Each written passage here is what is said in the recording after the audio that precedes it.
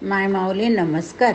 आपण त्रिवेणी ओवी जागरकडून आगळा वेगळा पारंपरिक चालीरीती जपून ठेवाव्या म्हणून अग्निपूजा, अन्नपूर्णा स्तोत्र संकल्प रूपात वाचन करीत आहोत. आपापल्या घरी आपल्या सवडीनुसार आपण अन्नपूर्णा स्तोत्र ऑडिओ ऐकतच असाल. अन्नपूर्णा स्तोत्र अर्थ पण आपण ऐकलाच असेल. जेणेकरून आपणा सगळ्यांना अर्थ समजला तर आपण जास्त मनन करू शकतो. म्हणून अर्थाचा ऑडिओ आपण ऐकला. आता आपण प्रत्येक श्लोकाचा भावार्थ पाहूया. अन्नपूर्णा स्तोत्र श्लोक क्रमांक 1 त्याचा भावार्थ. अन्नपूर्णा स्तोत्र श्रीमद शंकराचार्य यांनी लिहिले. आई अन्नपूर्णा, तू पूर्ण अन्नेश्वरी आहे हो. या शरीराला किती प्रकारचं अन्न पाहिजे हे मला किंवा तुम्हा कोणालाही माहीत नाही. आपल्याला दुपारी भाकरी मिळते, आपण काम करतो, पण असं नाही. ज्याप्रमाणे शरीराचं अन्न त्याचप्रमाणे आपल्या भावनेचं अन्न, बुद्धीचं अन्न, आत्म्याचं अन्न मिळून जीवनाला उपयोगी असे पूर्ण अन्न तू देते अन्नपूर्णा माते. या चारही प्रकारच्या अन्नाची अत्यंत आवश्यकता आहे आई. तू पूर्ण अन्न देणारी होय. भावनेला अन्न तूच वाटतेस, बुद्धीला अन्न तूच देतेस, आत्म्याला अन्न तूच देतेस, शरीराला अन्न तुझ्या शक्तीनंच मिळतंय. म्हणूनच जीवनाला आवश्यक पूर्ण अन्न वाढवणारी तू पूर्ण आहेस. म्हणून तुला अन्नपूर्णेश्वरी असे म्हणतात. बघा ना, जगातील सर्व लोकांनी जरी कितीही दिलं तरी तुझ्या हातचे एक मुठभर धान्य मला संतुष्ट करून टाकतं. ज्यांना तुझ्या हातचं मिळालं त्याची धावपळ बंद झाली, त्यांना शांती मिळते हो, समाधान मिळतं. म्हणूनच ज्या श्रीमद शंकराचार्यांनी जगत असत्य ठरवलं ते शंकराचार्य आसक्तीने तुला हाक मारून सांगता की जगदंबे, तुझ्याजवळून एक मुठभर धान्य जोपर्यंत मिळालं नाही तोपर्यंत मी संतोषी नाही. म्हणजे आपण सुद्धा संतोषी नाही.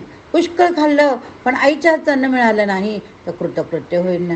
आईच्या हातचं ज्ञानाचा, प्रेमाचा घास मिळाला तरच जीवनात कृतकृत्यता येईल. नित्यानंद करी, नित्यानंद करी आई, तू सर्वांना आनंद देणारी आहेस ग. नित्यानंद करी म्हणजे काय हो, तर नित्यानंद देणारी. कुठल्याही स्थितीत मी राहील. सुखदुःखात केव्हाही हाक मारली तर आपल्या मदतीला धावून येईल. वराभय करी म्हणजे काय हो, तर वर म्हणजे वरदान, अभय म्हणजे निर्भयता. आई, तुला दोन हात कशा करीत आहेत ग. तू एका हातानं वरदान देते, दुसऱ्या हातानं अभय देते. स्तोत्र म्हणजे ईश्वराची अतिप्रेमानं केलेली स्तुती. माझ्याजवळ जी संपत्ती आहे, वैभव आहे, जे जे काही आहे ते सर्व आई तुझे वरदान आहे ग. तू प्रत्येकालाच हे दान दिलं आहेस. सौंदर्य रत्नाकरी, हे आई तू सौंदर्याची खाण आहेस. सृष्टी रमणीय दिसते, सुंदर दिसते, मग ती सृष्टी उत्पन्न करणारी किती सुंदर असेल बरं. ही सृष्टी तू घडवलीस असंच नव्हे तर तू तिच्यात अंशरूपाने राहत आहेस. तू तिच्यात अंशरूपाने राहत आहेस. निर्धुता अखिल घोर पावन करी, अगं आई, माझ्या हातून अनेक पातक झाली असतील, ती नाहीशी करून मला पवित्र केले. लहान मुल जसे अजानता धुळीत जातात तशीच माझ्या हातून अजानता अनेक पापं घडली असतील हो. कळत न कळत, आपल्याला कळत नाही पण आपल्या हातून बऱ्याच काही चुका घडत असतात. मी जाणून बुजून नियमांचं उल्लंघन करीत नाही ग. आईचं नातं जोडल्यावर जे काही दोष निर्माण होतील ते तू माफ करणारच, ते तू माफ करणारच. प्रत्यक्ष माहेश्वरी म्हणजे काय हो, तर आई तू प्रत्यक्ष माहेश्वरी आहे. तू प्रत्यक्ष जगदीशच आहे. महेश्वराची तू पत्नी आहेस म्हणून तू माहेश्वरी आहेस असा याचा अर्थ नव्हे बरं, तर तूच जगदीश आहेस. तू परप्रकाशित नसून स्वप्रकाशित आहेस. तुला जगदीशामुळं सामर्थ्य प्राप्त झालेलं नाही बरं का, कारण तू ऐश्वर्यशालिनी आहेस. कोण आहेस? ऐश्वर्यशालिनी. प्रालयाचल अंश पावन करी म्हणजे काय हो, तर प्रालय म्हणजे बर्फ, अचल म्हणजे पर्वत. तू बर्फाच्या, पर्वताचा, हिमालयाचा अंश पावन केलेला. हिमालयाची सर्व शिखरे मला पवित्र वाटतात, कारण तीच तुझा निवास आहे. पर्वतात तुझा जन्म झालेला असल्यामुळे तुला पार्वती म्हणतात. काय म्हणतात? पार्वती. समलोष्टाश्क मा कांचन यासारखे गुण महान असतील, परंतु त्यामुळे मी तुझ्याजवळ येऊ शकणार नाही.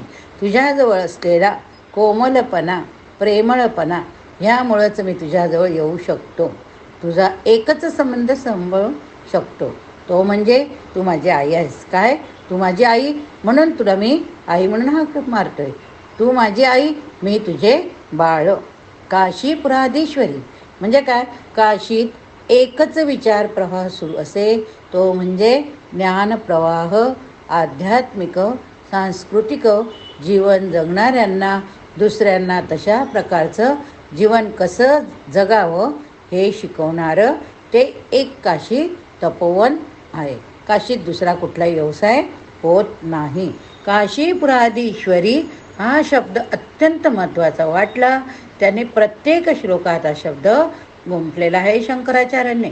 काशी नगरीची तू अधिष्ठात्री देवता आहेस, तू देवता आहेस. तुला लोक आई म्हणून हाक मारतात, आई म्हणून हाक मारतात.